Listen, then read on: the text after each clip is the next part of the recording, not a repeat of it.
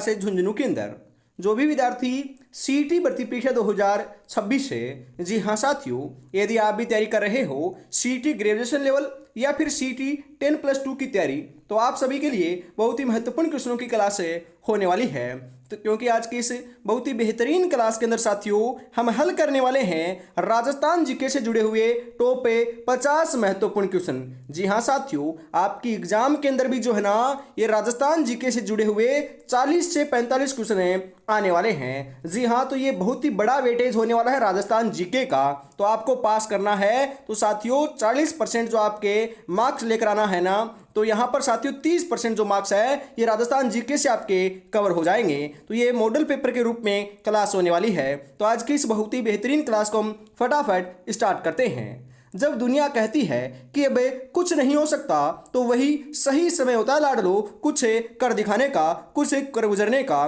तो यही आपके लिए अनुकूल समय है साथियों। जी हाँ, क्योंकि आपकी एग्जाम डेट भी आ चुकी है और फॉर्म डेट भी अब आ चुकी है। तो आज की क्लास का 1 नंबर क्वेश्चन है, कालीबंगा सभ्यता की खोज किसके द्वारा की गई थी। जी हाँ, कालीबंगा सभ्यता की बात करें साथियों तो यह आपकी कहाँ पर है, तो यह हनुमानगढ़ के अंदर है। कालीबंगा का अर्थ क्या होता है, काले रंग की चूड़ियां साथियों इसका अर्थ होता है।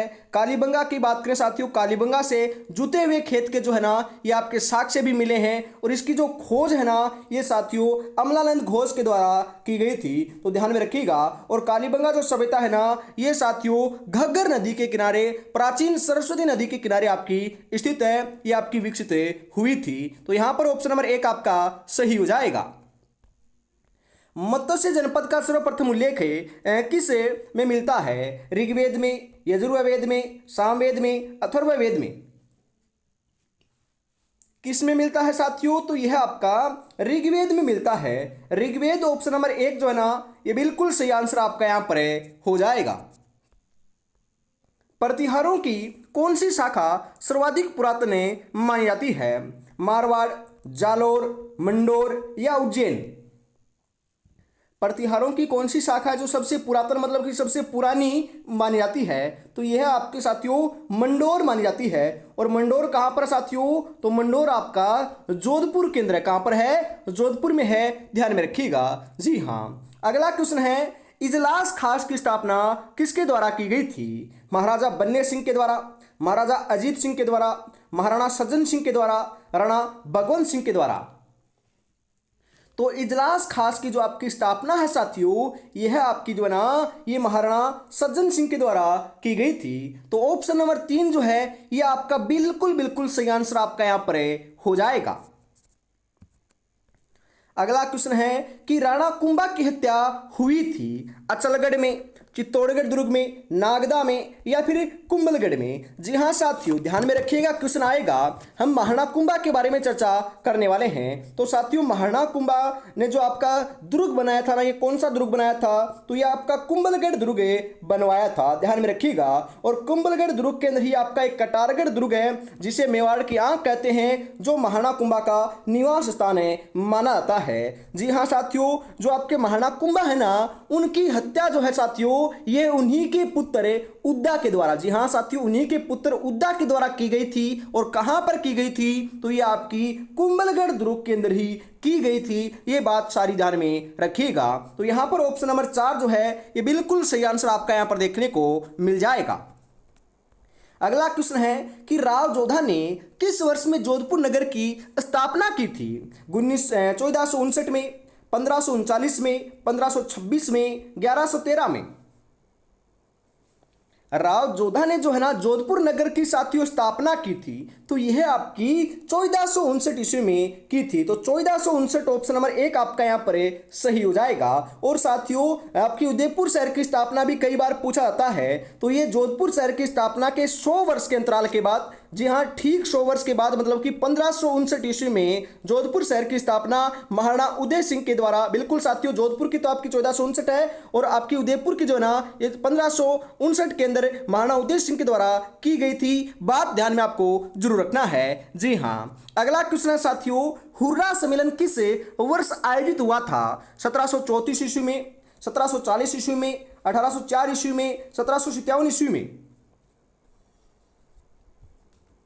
हुरडा सम्मेलन की बात करें तो साथियों यह आपका जो है ना ये 1734 ईस्वी के अंदर आयोजित हुआ था। तो ऑप्शन नंबर 1 आपका यहाँ पर बिल्कुल बिल्कुल सही आंसर हो जाएगा। जी हाँ। अगला क्वेश्चन है, जयपुर शहर की स्थापना कब हुई थी? बताओ रे साथियों, जयपुर शहर की स्थापना कब हुई थी? 1734 में, 1868 में, 1727 में, 1714 में? जयपुर शहर की जो स्थापना है ना यह साथियों आपकी 1727 ईस्वी के अंदर हुई थी। जी हाँ। और साथियों जयपुर को क्या कहते हैं? जी हाँ, पिंक सिटी या गुलाबी नगरी कहते हैं। उदयपुर को क्या कहते हैं? जी हाँ, व्हाइट सिटी या सफेद शहर कहते हैं। जोधपुर को क्या कहते हैं साथियों? नीला शहर या ब्लू सिटी कहते हैं। और साथियों ध्यान में रखिएगा, जैसलमेर को क्या कहते हैं? पीला शहर या सुनहरा शहर कहते हैं। ये चारों बातें ध्यान में रखिएगा, क्वेश्चन यहां से आपका आ सकता है। अगला क्वेश्चन है कि तिवारा कर वसूला जाता था औद्योगिक उत्पादों के ऊपर, दूसरे राज्यों के व्यापार के ऊपर, दिवाली और होली जैसे पर्वों के ऊपर, या कृषि उत्पादकों के ऊपर? तिवारा कर, अरे साथियों त्योहार मतलब कि त्योहार, बिल्कुल त्योहारों के ऊपर है। तो त्योहार कौन से हैं? तो मुख्य रूप से साथियों दिवाली हो गया, होली जैसे जो पर्व होते हैं, आपके त्योहार होते हैं, उनके ऊपर साथियों आपका जो कर है ये वसूला जाता था, जिसे हम स्थानीय भाषा में टैक्स बोलते हैं ना। बिल्कुल, तो यह आपका दिवाली और होली जैसे पर्वों पर वसूला जाता था। तो ऑप्शन नंबर 3 आपका यहाँ पर सही हो जाएगा। ऊपरमाल पंचबोर्ड का गठन किया गया था, किसके द्वारा किया गया था? साधु सीताराम दास के द्वारा, मन्नालाल पटेल के द्वारा, मोतीलाल तेजावत के द्वारा, विजय सिंह पथिक के द्वारा? तो यह साथियों आपका जो है ना ये आपका विजय सिंह पथिक के द्वारा किया गया था। बिल्कुल साथियों, विजय सिंह पथिक को क्या कहते हैं? किसान आंदोलन का जनक कहते हैं। और इनका मूल नाम भूप सिंह देखने को मिलता है, जो साथियों मुख्य रूप से बिजोलिया किसान आंदोलन से जुड़े थे। और ये साथियों यूपी उत्तर प्रदेश के निवासी रहे हैं। निम्नलिखित में से किस स्थान पर 1913 का भील विद्रोह हुआ था? डूंगरपुर में, ईडर में, मानगढ़ में, कुशलगढ़ में? भील विद्रोह कब हुआ था? तो ये 1913 में हुआ था। कहां हुआ था? तो ये आपका मानगढ़ धाम में हुआ था। मानगढ़ धाम ऑप्शन नंबर 3 सही हो जाएगा। और इनका साथियों प्रसिद्ध जो व्यक्ति है किनसे संबंधित है? तो ये आपका गुरु गोविंद गिरी से क्या है? ये आपका संबंधित है। वीर भारत सभा की स्थापना की गई थी सागरमल गोपा के द्वारा, अर्जुन लाल सेठी के द्वारा, विजय सिंह पथिक के द्वारा, या केसरी सिंह बारहट के द्वारा? किसके द्वारा की गई थी साथियों? तो यह आपकी जो है ना यह आपकी केसरी सिंह बारहट के द्वारा की गई थी। ऑप्शन नंबर 4 आपका यहां पर सही हो जाएगा। स्वतंत्रता संग्राम सेनानी सागरमल गोपा निवासी थे अजमेर के, जयपुर के, जोधपुर के, या जैसलमेर के? सागरमल गोपा को तो साथियों मैंने आपको पूरा रूप से समझा रखा है। तो साथियों ध्यान में रखिएगा, सागरमल गोपा आपके जैसलमेर के क्या थे? निवासी रहे हैं, संबंधित रहे हैं। तो ये आपके क्रांतिकारी थे, ध्यान में रखिएगा। ऑप्शन नंबर 4 आपका सही हो जाएगा। रघुनाथ सिंह का मुकदमा और आपका जैसलमेर का गुंडा राज, ये पुस्तकें जो है ना मुख्य रूप से किन की है? तो ये सागरमल गोपा की ही है, ध्यान में रखिएगा। अलवर राज्य प्रजामंडल का गठन किस वर्ष से किया गया था? 1918 में, 1928 में, 1932 में, 1938 में? तो यह साथियों आपका जो है ना ये आपका 1938 में किया गया था। ऑप्शन नंबर डी आपका यहां पर सही हो जाएगा।